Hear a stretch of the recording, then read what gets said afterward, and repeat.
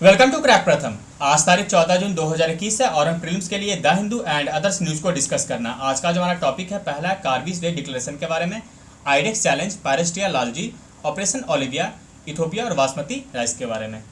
कार्बिस वे declaration यानी कि इस घोषणा पत्र को किसने जारी किया है? इसे जारी किया गया है G7 यानी कि ग्रुप 7 राष्ट्रों के द्वारा।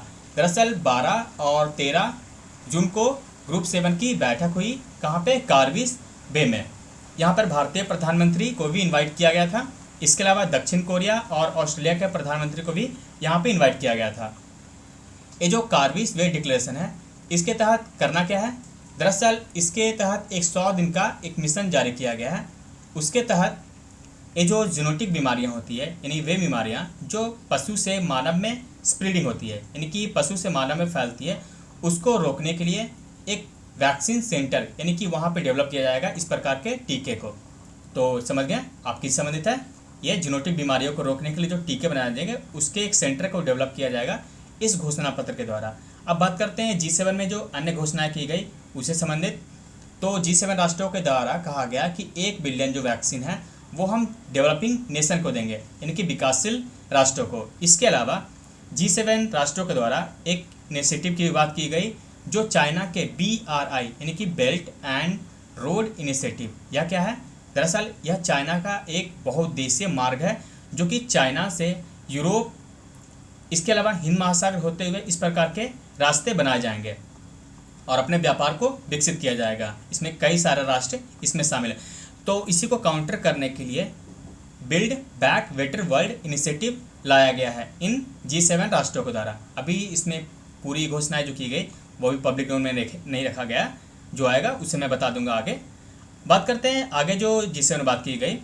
तो ये जो कॉर्पोरेट टैक्स है, यानी कि G7 राष्ट्र है उसमें कॉर्पोरेट टैक्स को भी कम करने की बात की गई। इसके अलावा ये जो कोविड-19 यानी कि कोरोना वायरस का जो ऑरिजिन है उसको भी इंक्वायरी करने की बात की गई। बात करें भारतीय प्रधानमंत्री के द्वारा, यहाँ पर बात की गई सेफ साइबर इन्वायरमेंट की। कार्बिस बे कहाँ पे है? यह है यूनाइटेड किंगडम और यहाँ पर अटलांटिक महासागर की सीमा पर है, यहाँ पे कार्बिस बे। दूसरा है आईडेक्स चैलेंज। आपको पता है कि हमारा जो डिफेंस सेक्टर है वो कई गुना क्या है, आयात पर निर्भर है।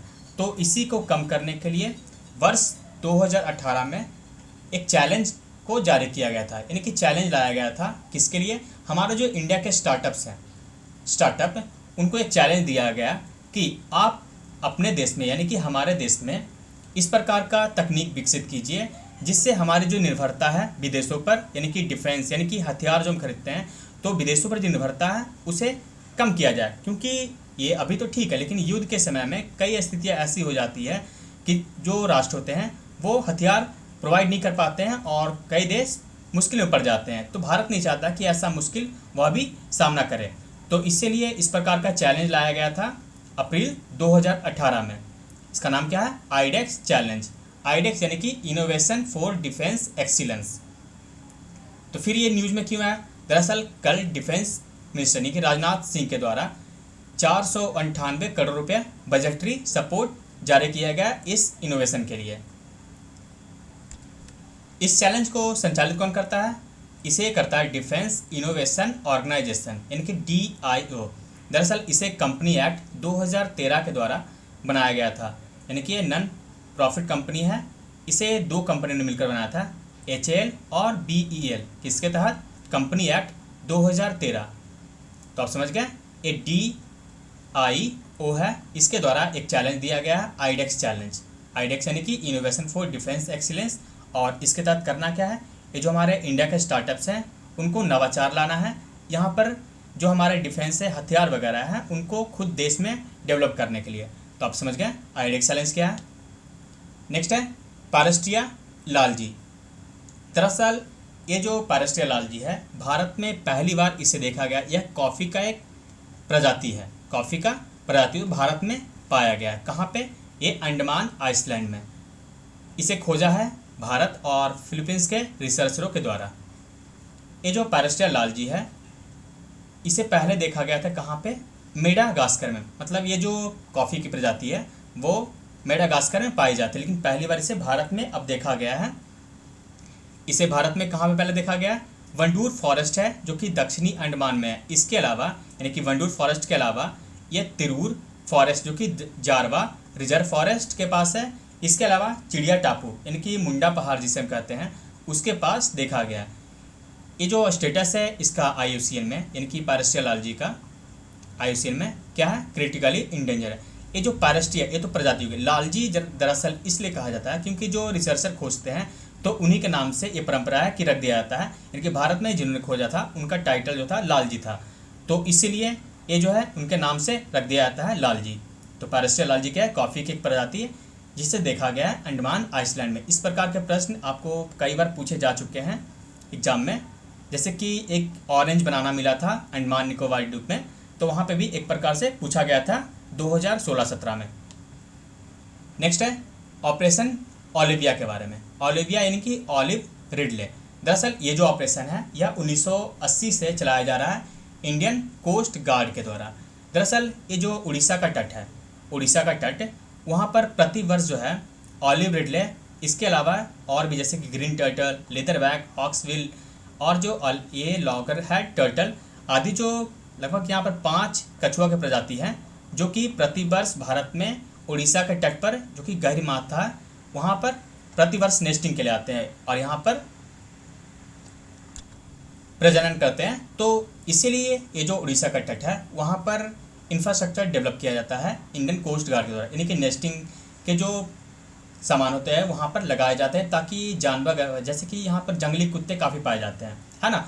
तो ये जो कछुए के अंडे होते हैं, उनके बच्चे होते हैं, उनको वो खा जाते हैं। इसलिए इस प्रकार के ऑपरेशन चलाए जाते हैं इंडियन कोस्ट गार्ड के द्वारा 1980 से।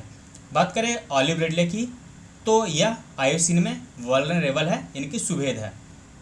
लेकिन जो 5 ये जो है पाँचों प्रजाति है, यानी कि कछुआ की यहाँ 5 प्रजाति है। ऐसे तो टोटल विश्व में 7 टोटल है, यानी कि सी जो है समुद्री कछुए के 7 प्रजाति हैं। लेकिन जो 5 प्रजाति हैं वो हमारे भारत में प्रतिवर्ष नेस्टिंग के लिए आते हैं। ये कौन कौन है? Olive Ridley, green turtle, loggerhead turtle, hawksbill और लेदरबैक। लेदरबैक सबसे बड़े कछुए की प्रजाति हैं। तो ये जो 5 कछुए हैं इनको Indian wild life protection act, एक जो एक्ट है 1972 का, वन्य जीव अधिनियम 1972, इसमें इसे रखा गया अपेंडिक्स 1 में, यानी कि इसका व्यापार नहीं हो सकता, इनको मारा भी नहीं जा सकता। इसके अलावा एक कन्वेंशन है, convention on international trade in endangered species of wild fauna and flora, यानी कि साइट्स। ये जो साइट्स है इसमें भी इसे ये जो अपेंडिक्स 1 में रखा गया है, यानी कि इनके जो उत्पाद हैं, यानी कि जो टर्टल है, मान लीजिए कि टर्टल, मान लीजिए यहाँ पर कि इंडिया और ऑस्ट्रेलिया के बीच में साइन हो चुका है, तो इन दोनों के बीच ये जो टर्टल है ऑलिव रिडले, इनके कोई भी उत्पाद, यहाँ तक कि खुद ऑलिव रिडले को भी यहाँ से यहाँ नहीं भेजा जाएगा। तो आप समझ गए कि किस प्रकार से इसको संरक्षण किया जाता है। आप यहाँ पे नेस्टिंग को देख सकते हैं यहाँ पर। नेक्स्ट टॉपिक है इथोपिया से संबंधित। दरअसल इथोपिया की जो संघीय सरकार यानी कि जो केंद्र की सरकार होती है, और वहाँ एक क्षेत्र है टिग्रे, ये जो यहाँ पर संघर्ष हो चुका है। ये जो संघर्ष है वो कब से? दिसंबर 2020 में ही शुरू हुआ था। उसके बाद से कई बार यहाँ पर संघर्ष देखे जा चुके हैं दोनों मिलिट्री के बीच, यानी कि केंद्र और राज्य के बीच। तो अब ये न्यूज़ में इसलिए आया है क्योंकि ये जो देश है यहाँ पर लगभग 3.5 लाख लोग भुखमरी का सामना कर रहे हैं। तो ये तो हुई न्यूज़। अब हम बात करते हैं टिग्रे रीजन जो है कहाँ पे है, चलिए देखते हैं। ये इथोपिया है ना। इसे हम हॉर्न ऑफ अफ्रीका भी कहते हैं। ये जो हॉर्न अफ्रीका है इसमें 4 देश है। कौन कौन? इथोपिया, यहाँ पर इरिट्रिया, यहाँ देखिए इरिट्रिया, इथोपिया, यहाँ पर है जिबूती और ये है सोमालिया। तो इन चारों को आप देखेंगे तो ये हॉर्न की तरह यानी कि सिंग की तरह आपको दिखेगा, है ना। तो इसीलिए इसे बोला जाता है हॉर्न ऑफ अफ्रीका। तो ये हॉर्न ऑफ अफ्रीका का एक भाग है कौन? इथोपिया। तो इसी के उत्तर में है कौन? टिग्रे। तो आपसे पूछा जाएगा टिग्रे रीजन कहाँ पे है, तो ये है इथोपिया में। ये देखिए ये है टिग्रे क्षेत्र। आप यहाँ पे इथोपिया की अन्य सीमा को देखेंगे तो यहाँ पे सूडान, यहाँ दक्षिणी सूडान और ये केनिया। नेक्स्ट टॉपिक है बासमती राइस के बारे में। दरअसल भारत सरकार और पाकिस्तान सरकार के बीच में इसको लेकर के कुछ कहा सुनी या फिर तनातनी आप बोल सकते हैं वो हुई है। क्यों? दरअसल भारत सरकार चाहता है कि ये जो बासमती राइस है इसे यूरोपीय यूनियन काउंसिल के प्रोटेक्टेड जोग्राफिकल इंडिकेशन में स्टेटस दिया जाए, यानी कि ये जो जीआई टैग होते हैं एक प्रकार के, उसे दिया जाए कहाँ पे? यूरोपियन यूनियन के काउंसिल में। जबकि पाकिस्तान के द्वारा कहा जाता है कि नहीं, इसे हम भी उत्पादन करते हैं तो क्यों ना मेरा दिया जाए।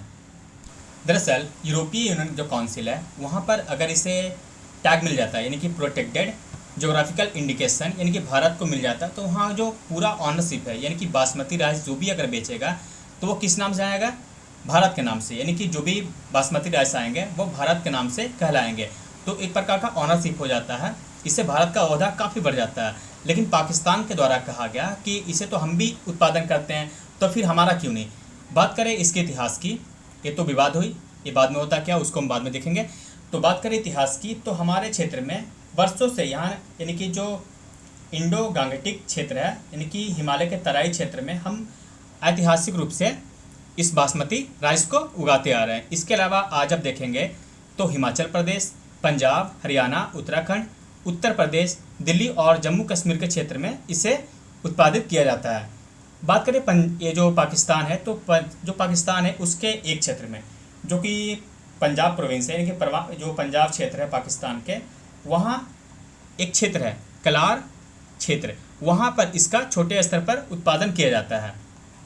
लेकिन वैश्विक स्तर पर भारत के बाद पाकिस्तान जो बासमती राइस का सबसे ज़्यादा उत्पादन करता है।